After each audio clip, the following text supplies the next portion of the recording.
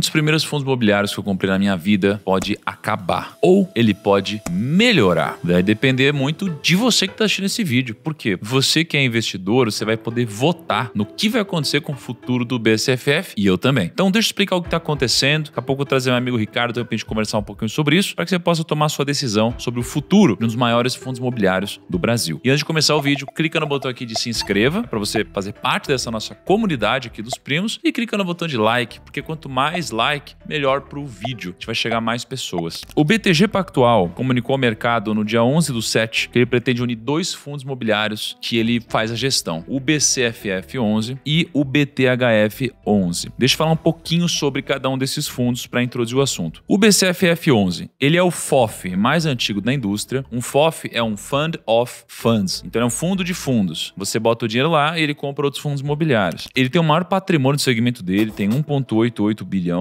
Ele tem o maior número de cotistas do segmento. Ele tem uma ótima liquidez, são mais ou menos 3 milhões de reais por dia. E a cota de mercado do BCFF está mais de 10% abaixo do valor patrimonial. Está em 0,88. Imagina que o preço e valor patrimonial. O preço de algo é 100 mil e o valor patrimonial disso é 200 mil. Ou seja, eu tenho em patrimônio 200 mil, mas está sendo negociado no mercado a 100 mil. 0,5 vezes o valor patrimonial. Isso significa que algo está muito barato, né? Quando você tem algo sendo negociado por 200 mil, que tem 200 mil em ativo, você vai olhar para isso e falar, tá no preço. E BCFF tá com um desconto, tá abaixo do valor patrimonial. Muito abaixo, na verdade. E aí, ele investe em 73 fundos imobiliários, é bem diversificado, e ele tem 15 CRIs dentro da carteira. Ao todo, 49% da carteira do BCFF está concentrada em fundos de CRI e CRIs de fato, e os outros 22% investem em fundos de lajes corporativas e 11% em galpões logísticos. A taxa de administração do fundo é 1,25% ao ano. Quando a gente olha para o BTHF11, ele é um hedge fund, ou é um fundo de investimentos imobiliários multi-estratégia. Isso aqui foi criado em 2023, quase como se fosse uma evolução do FOF. Por quê? Porque ele tem mais flexibilidade na alocação de recursos. O BCFF ele tem um pouco mais de limitação, a gente tem um pouco mais de flexibilidade. Não necessariamente flexibilidade é só bom. Você não quer que alguém tenha a maior autonomia do mundo para fazer o que quiser. Muitas vezes quando você compra um gestor, você compra uma filosofia de investimentos e a capacidade de gestão dele dentro da estratégia que você quer que ele execute. Quando ele tem muita autonomia, também tem um lado ruim, porque às vezes você não quer que ele tenha toda a liberdade do mundo, você quer que ele tenha um escopo mais fechado. Porém, para o gestor, é melhor porque ele tem mais autonomia. Então, os hedge funds, nesse caso, podem investir desde fundos imobiliários até ações, debêntures, FDICs, SPS e outras coisas. E ao contrário do BCFF, que é negociado na B3, o BTHF11, ele é negociado via CETIP. Então, ele é fora do ambiente de home broker ali, tem outra dinâmica de liquidez. Ele tem um patrimônio de 500 milhões, então é grande, mas é bem menor que o BCFF. Tem menos investidores, tem 14 mil investidores. E a carteira dele é composta por 59% em CRIs, 16% em fundo imobiliário, 9% em ativo real e 4% em ações. A taxa de administração dele é 1,15% ao ano. Tem essa operação que está em discussão, que se for aprovada, vai rolar uma fusão entre o BCFF e o BTHF, e aí ambos já são geridos pelo BTG. Eles vão ter mais ou menos 370 mil cotistas, porque o BCFF tem muito cotista. E do que precisa acontecer para acontecer essa fusão? No caso do BCFF, é necessário 90 mil votos a favor dessa fusão, dentro de um universo de 360 mil investidores. E no BTHF11, é preciso de 3,5 mil votos, no total de 14 mil investidores. Se ambos tiverem essa votação, vai rolar uma fusão.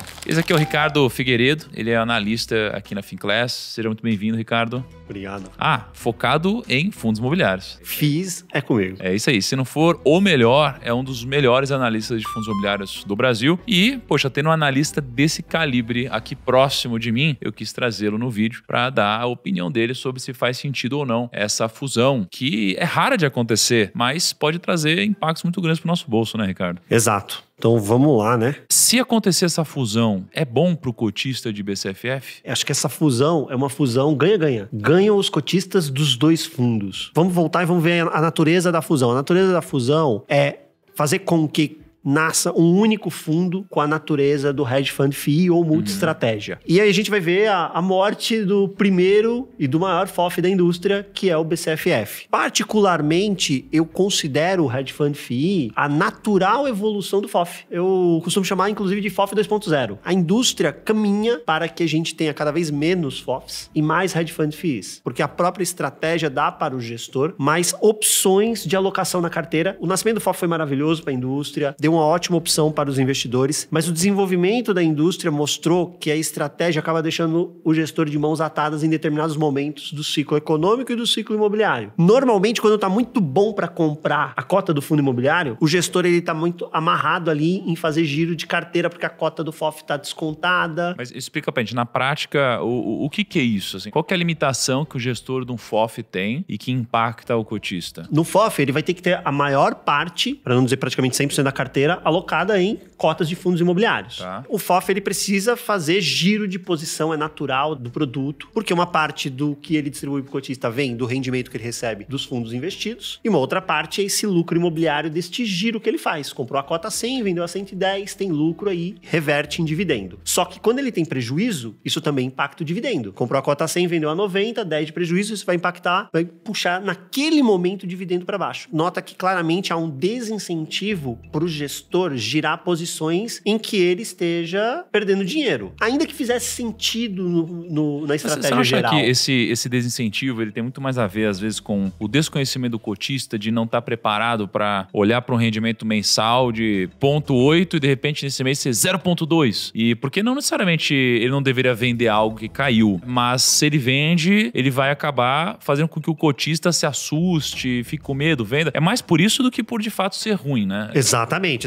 Você tem um produto que está focado no mercado que é de pessoa física. Tá. E a pessoa física, ela ainda precifica muito fundo imobiliário de acordo com os últimos dividendos. Então, se você tem uma queda de dividendo, ainda que seja momentânea, isso vai impactar negativamente o preço da cota no mercado secundário. Fora isso, você tem outra questão estrutural. Olha, o mercado secundário hoje, por exemplo, muita opção de fundo imobiliário barato para o gestor comprar. Ele poderia fazer o quê? Vamos fazer uma emissão, pegar dinheiro novo, comprar essas cotas que estão super descontadas, baratas, e a gente vai ganhar dinheiro lá na frente. Essas cotas vão valorizar, só que a cota do BCFF, por exemplo, e de outros FOFs, desconta em relação ao patrimonial. Como é que você faz essa emissão abaixo do patrimonial? O que o Ricardo está falando é o seguinte, se você tem um fundo que tem um valor patrimonial, né, um P sobre VP de 1, se ele fizer uma emissão e ele captar dinheiro, ele está captando dinheiro a um preço justo e vai comprar ativos num preço justo. Só que quando você está com um preço do valor patrimonial muito descontado, esse seria o momento de comprar, de fato, cotas de fundo imobiliário. Só que aí o gestor ele pensa o seguinte, se eu fizer uma emissão agora, eu vou captar muito dinheiro para comprar algo descontado, só que ele vai captar recursos a um preço também descontado se for o mesmo preço do fundo imobiliário. Então ele acaba não tendo muito esse ganho. Essa né? emissão ela vai diluir o cotista no D0, né? Porque você olha lá, o patrimônio inteiro, a cota patrimonial tá 100. Aí ele vai fazer uma emissão, se ele tentar captar no patrimonial a 100, ele não vai conseguir, porque a cota no secundário, por exemplo, tá, sei lá, 85. Ninguém vai pagar na emissão a 100 se compra no secundário 85. A solução é, então vamos captar 85. Só que ele vai trazer dinheiro novo a 85 num patrimônio que é 100. Ou seja, o novo valor patrimonial será diluído, ele virá para baixo de 100. Sim. Então você está diluindo no D0 o cotista. O que tá para acontecer, então? O que o BTG, que é gestor e administrador de ambos, sugeriu? A sugestão é, olha, BTHF, que tem um regulamento de hedge fund FII, que dá para o gestor a opção de comprar FII, mas também pode comprar CRI, pode comprar imóvel, pode comprar ações. Então ele pode fazer uma carteira muito mais fácil de mas girar. Mas ele se manter uma tese imobiliária ainda ou ele abre completamente? Imobiliária. Mesmo as ações que ele compra são ações imobiliárias. Shopping center, construtor, etc. É o que é permitido. O lastro no final do dia tem que ser imobiliário. O BTHF já tem esse regulamento, mais moderno. Ele compra as cotas dos FIIs que o BCFF detém. Por que valor? Pelo valor que elas estão no patrimonial do BCFF. Então é como se o cotista do BCFF tivesse a oportunidade de estar vendendo as cotas dele pelo valor patrimonial, que é maior do que o valor que está negociando no mercado secundário. Então, nessa fusão, vai fazer valor patrimonial por valor patrimonial. É tudo no patrimonial. Ah, entendi. É tudo não vai no ser patrimonial. o preço pelo preço. Não. tudo por patrimonial. Entendi. Então, pelo fato de estar muito descontado, isso aqui não vai trazer um ônus pro investidor de BCFF, porque no valor patrimonial é como se, na verdade, fosse ótimo para ele. Exato. E aí você pensa, pô, mas e o cotista do BTHF? Vamos lembrar do regramento contábil. O que é o valor patrimonial de um FOF? É o valor de mercado das cotas que ele detém. Então, o BTHF está comprando todas as cotas de cada um dos FIIs que o BCFF investe pelo valor de mercado delas. Porque o valor de mercado delas reflete o valor patrimonial, lá no valor patrimonial do BCFF. Então ele está comprando uma carteira que é super diversificada, que tem ativos interessantes, no atual preço de mercado secundário. Qual é a vantagem disso? Notoriamente, este preço é um preço baixo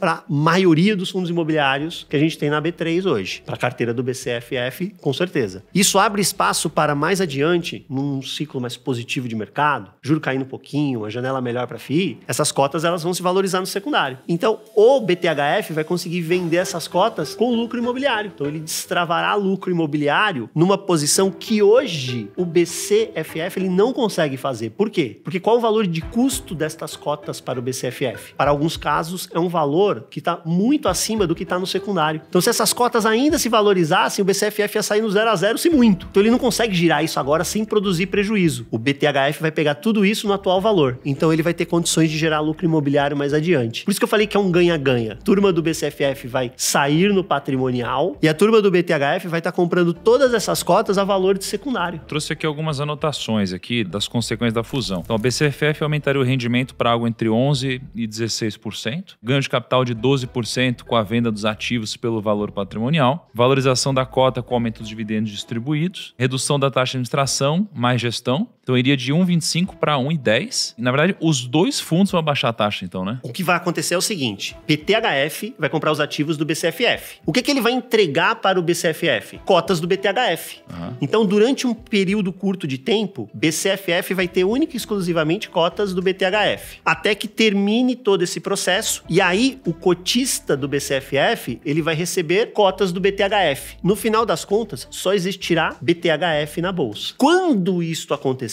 a taxa de administração do BTHF reduzida, então o cotista do BCFF que hoje paga 1,25 pagará 1,10. O cotista do BTHF também ganhará, porque a taxa do BTHF é 1,15, então ele também terá redução, irá para 1,10. Perfeito. Mais dinamismo, né? Para a BCFF, vai ter essa gestão mais possibilidades, digamos assim. BTHF vai ter mais liquidez, vai ter mais previsibilidade de dividendos e a gente vai ter aqui a consolidação do maior fundo entre os pares. Chega a ser o maior fundo do mercado ou não? Não, ele não chegará. Entre os hedge fund fees, sim. Entre os hedge funds, né? Ele HGLG é maior. Ele, né? Pensando em outros fundos da indústria, então você tem fundos de papel como, por exemplo, o Canip, KNCR serão maiores, você tem o HGLG, o próprio XP Malls de Shopping Center também maior, mas na classe O XP Malls tá maior, cara? Tá, o XP Malls ele acabou de fazer algumas aquisições aí de um portfólio de uma empresa listada, então ele tem um PL já passando, salvo engano, de 6 bi, se não me engano. Cacetada, tá imenso. Cara. Mas entre hedge fund fees, ele será disparado o maior da indústria, e aí você traz algumas vantagens competitivas, né? Porque o maior fundo em cada segmento, ele acaba se tornando aquilo que eu chamo de um centro de massa. Então, toda vez que tem algum negócio interessante na indústria envolvendo aquele segmento específico, o primeiro fundo a ser procurado é o maior, porque ele pode resolver a vida de quem está querendo negociar ativos. Perfeito. Então, um ponto de atenção aqui que tem a ver com preço médio, né? O imposto de renda, precisa enviar o preço médio de forma digital. Como que é esse negócio aqui? A partir do momento que os cotistas dos dois fundos aprovarem, os cotistas de BTHF aprovaram o evento, os cotistas de BCFF aprovaram o evento. Importante destacar que os cotistas de BTHF já aprovaram. Então agora a gente tem os cotistas do BCFF precisando aprovar. Aprovou tudo? Sim. Vai acontecer isso que eu falei, BTHF compra os ativos de BCFF, BCFF receberá cotas do BTHF. Neste evento, haverá lucro, por quê? Porque BCFF está vendendo as cotas dele para BTHF, mais uma vez, a patrimonial, a cota está descontada, então vai ter mais dinheiro dentro do BCFF. Quem compra BCFF hoje, vamos supor que compre a, por exemplo, R$88, né? Não que esteja custando isso, mas só para a gente entender. Quando for vender,